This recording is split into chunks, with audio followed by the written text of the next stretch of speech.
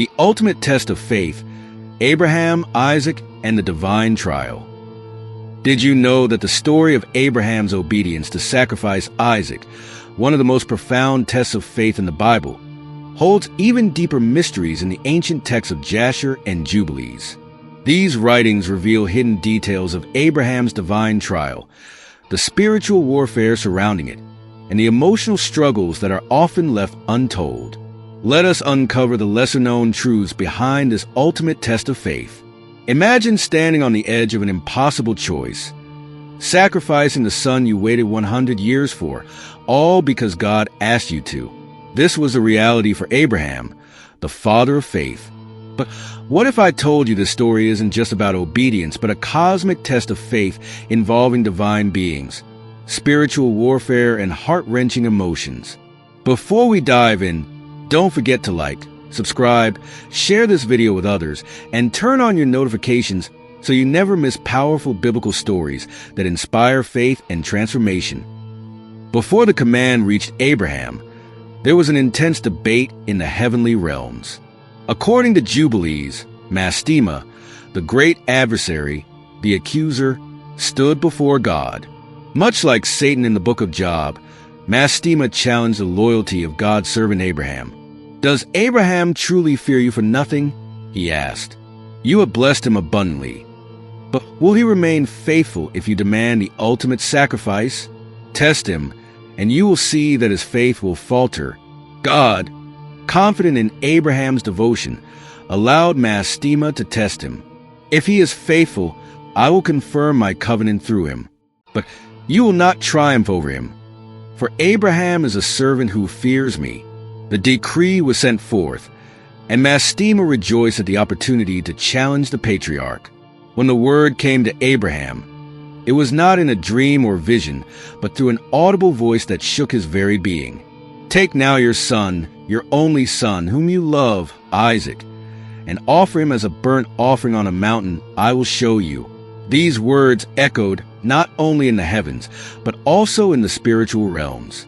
Angels looked on with awe and concern, while Mastema plotted ways to exploit this test for his own ends. This moment held cosmic significance, as it was not just a trial for Abraham, but a declaration that God's plans would prevail over any opposition. Abraham's heart broke instantly. According to the Book of Jasher, Abraham fell on his face and pleaded with God, "O Lord, was it not you who promised that Isaac would be my heir? You swore that through him, my descendants would be as numerous as the stars. Shall I now destroy the hope you have given me?" But there was no reply. Abraham realized that this was not just a test of obedience, but a moment to trust in God's eternal plan, even when it seemed impossible.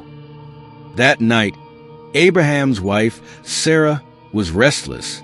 According to the Book of Jasher, she had a vivid dream in which she saw Isaac taken from her. In her dream, he was bound, and a knife was raised against him. She awoke with a start, her heart heavy with foreboding. Unable to shake her fears, she knelt and prayed fervently. "O God of my husband, protect my son, deliver him from harm, and do not allow my soul to be grieved." When Abraham prepared to leave early the next morning, Sarah noticed his unusual silence. "Why are you so troubled, my husband?" she asked. Abraham avoided her gaze. "I must obey God's command," he said, without revealing the specifics. Sarah's intuition told her something was wrong, but Abraham, torn between duty and love, gently reassured her. "Do not fear, my wife. Isaac and I will return together." Though his words were spoken in faith, his heart felt the weight of his secret.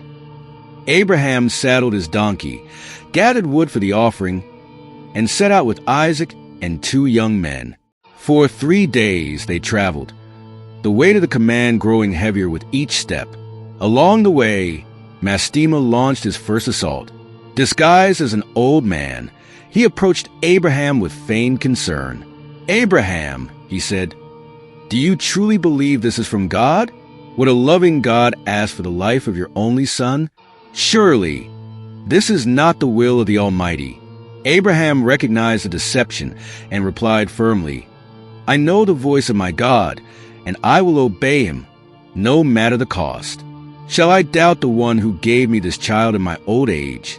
The Lord's ways are higher than mine, and his purposes will prevail." Mastema's face twisted in frustration, and he vanished. Next, Mastema turned his attention to Isaac. Disguising himself as a young boy, he whispered to Isaac, "Your father plans to kill you. Run while you can." But Isaac, filled with trust in his father and in God, responded, "If this is the will of the Almighty, I will not resist." Seeing that neither father nor son could be swayed, Mastema resorted to a more direct attack. As the group approached a narrow pass, a great river suddenly surged before them, blocking their path. The waters threatened to sweep them away, but Abraham recognized the adversary's hand. Lifting his eyes to heaven, he cried out, "O Lord, deliver us from the snare of the enemy." Immediately, the waters receded, and the path was made clear. When they arrived at the base of Mount Moriah, Abraham turned to the young men who had accompanied them. "Stay here with the donkey," he said. "The boy and I will go over there to worship, and we will return to you." Though spoken in faith, these words carried the weight of a father's anguish. Isaac carried the wood for the sacrifice, while Abraham carried the fire and the knife. As they ascended the mountain, Isaac noticed something was missing. "My father," he asked, "we have the fire and the wood, but where is the lamb for the burnt offering?" Abraham, choking back tears, replied, "God will provide for himself the lamb for the burnt offering, my son." Isaac, understanding the gravity of the situation, said no more. At the summit, Abraham began to build the altar. Each stone he placed felt heavier than the last, as if the weight of the heavens pressed upon him.